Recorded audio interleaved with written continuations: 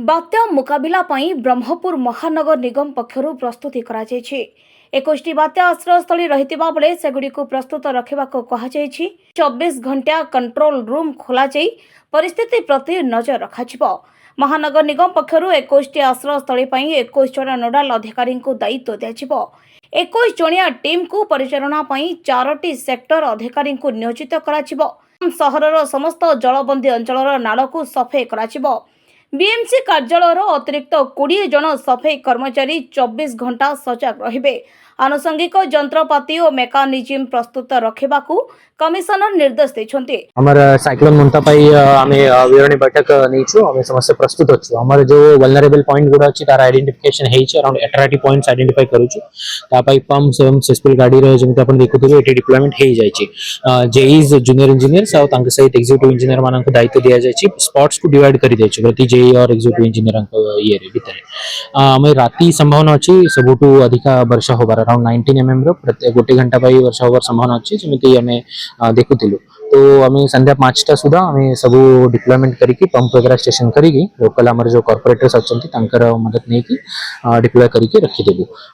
वर्षा है सांगे सांगे pumps operate करिकी जेबे जेबे पानी बढ़ी चलुची तबे तबे तार निष्कासन हो जिवो सो दैट से प्रॉब्लम आम सॉल्व करिदेबू।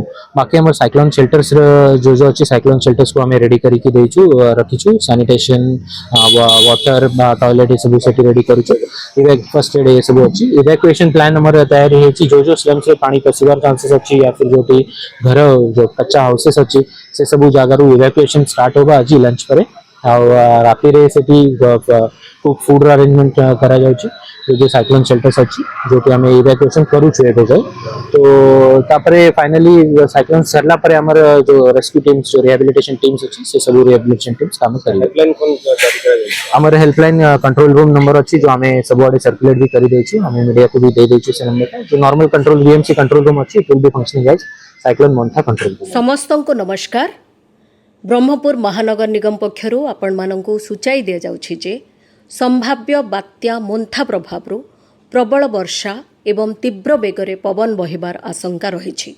तेणु आपण माने निजे सुरक्षित रहिबा सह निजर गृहपालित जंतुंको निरापद स्थान रे रखंतु। महानगर निगम पक्षरु विभिन्न स्थान रे आश्रयस्थलीर व्यवस्था करा जाइछि। तली अंचल अथवा कच्चा घरु आपण मानंकु स्थानांतर करिबा समय रे नगर निगमर कर्मचारी को दयाकरी सहयोग करंतु। रील्स करबाकू कि सेल्फी नेबाकू वर्षा पवन समय रे दुस्साहस देखाई खास करी युवा वर्ग बाहरे बुलंतु नाही। प्रतिटी जीवन मूल्यवान। जीवन सुरक्षा आम समस्तंकर दायित्व। शिशु वयस्क रोगी एवं गर्भवती महिलांकर विशेष जत्न नियंतु। कौनसी स्थान रे दीर्घ समय धरी जलबंदी परिस्थिति रहिले किंबा बिजुली खुंट और गछ पड़ी रास्ता अवरोध हेले स्थानीय जनप्रतिनिधि जरिया रे निगम कर्तृपक्षों को जणांतु। ब्रह्मपुर महानगर निगम रे एक 24 घंटिया कंट्रोल रूम काम करुछि। से कंट्रोल रूम रो नंबर हैला 7608880480। कंट्रोल रूम रो नंबर हैला 7608880480। आमे आपणकर सेवा सुविधा एवं सुरक्षा पाई सबुबेले अच्छु। आपण माने मध्य मोंथा बात्यार मुकाबिला रे आमको पूर्ण सहयोग करंतु। आवश्यक पड़िले सहर रे थिबा 168 बस्तीरु प्राय 2200 लोकंको बात्या आश्रयस्थल को स्थानांतर कराजिबा नै योजना रहिछि। ब्रह्मपुररु गोपाल कृष्ण रेड्डी को रिपोर्ट, गंजाम समाचार।